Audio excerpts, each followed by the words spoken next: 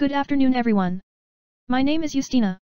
My topic for today is to give new vocabularies of emotions.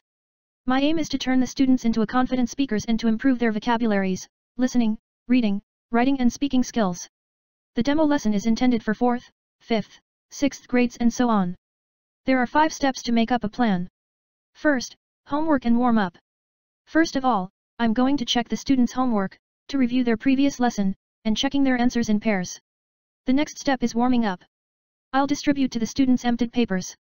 One student gets one emptied paper. I'll ask the students to write down a sentence on that paper. Write down and make up a sentence. I feel, blah blah blah. When. Blah blah blah. For example, I feel sad when I get bad marks. Go ahead, make up your own sentence.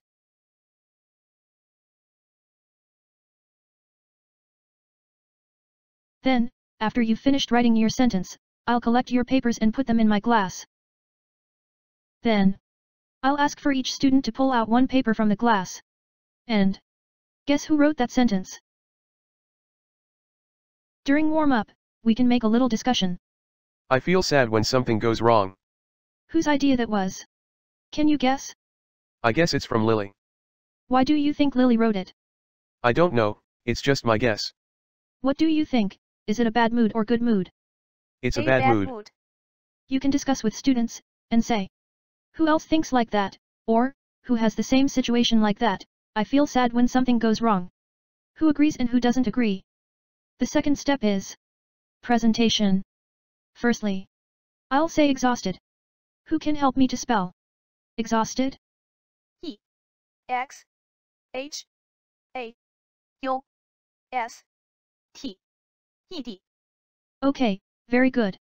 Please, everybody say together. Exhausted. Exhausted. You can ask your students to repeat and pronounce the word one more time or twice. After that, who can give me the definition of exhausted? Very tired. Okay. Presentation on the new topic has done. Let's move on to the third step. Practicing.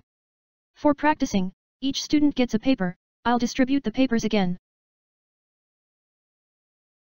Each paper has 2 pages. On page 1, you'll have the definition. On page 2, you'll see only numbers, without definition. On page 2, you have to write the answer of the definition from page 1. For example, definition from page 1, you're alone, so, what does it call? What is it? Lonely. Yes, that's right. The answer is lonely. Write down the answer on page 2.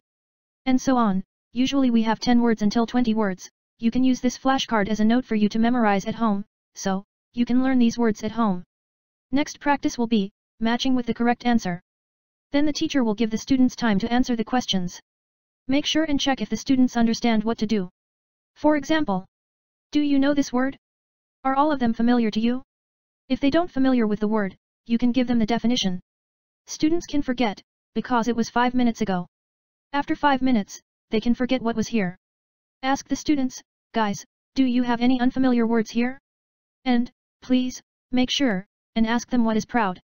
Make sure they understand what they do, because children usually, they don't ask questions themselves. If they're 12 years or more, they absolutely are not interested in asking questions, and they just can sit and look at this exercise, and do nothing, and wait the time passes, and they do nothing, just because they don't know, and the teacher also doesn't ask.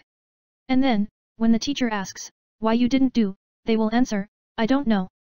Next exercise, we're gonna write 3 missing words.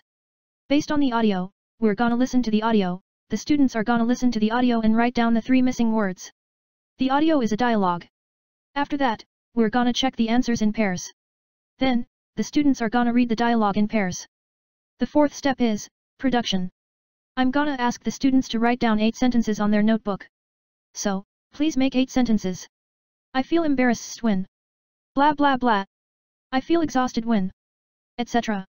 I'll give them time, and then I will call one student to stand up in front of the class, and retell his or her 8 sentences. While one student is standing and retelling in front of the class, the other students should prepare one question for him or for her to ask. For example, when do you feel sad? When do you feel angry? After they've finished writing all 8 sentences on their notebooks, I'll call them one by one to stand up in front of the class, to retell their sentences. Okay, Lily, please stand up here and retell your story.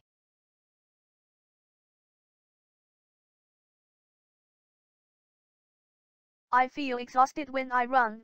I feel embarrassed when I meet a new friend. I feel lazy when I should do my homework. I feel disappointed when I don't get what I expect. I feel stressed when I do the exam. I feel lonely when I stay at home alone. I feel confused when I don't know what to wear. I feel proud when I get good mark. Well done, Lily. One question for Lily, go ahead. Why do you feel lazy when you do your homework? Because I don't like homework. I see. Another ideas for production, we can make a speaking activity, we can play with the ball, the teacher throws the ball to one student, and ask him or her, for example, when do you feel lazy? Then he or she should throw the ball back to the teacher, and the teacher throws the ball again to another student, and asks a different question, for example, when do you feel proud? Okay Lily, you may sit down.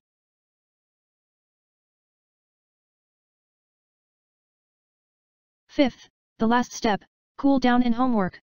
We can watch video from YouTube, so the students can listen to the native speakers and learn what the native speakers say. The duration of the video is only 3 minutes. After watching the video, a little discussion based on the video.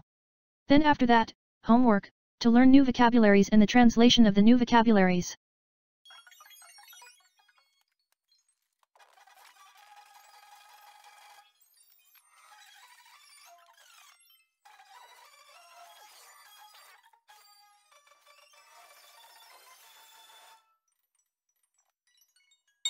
A little discussion based on the video, for example, which is more powerful, between feelings of love, and feelings of hate, etc.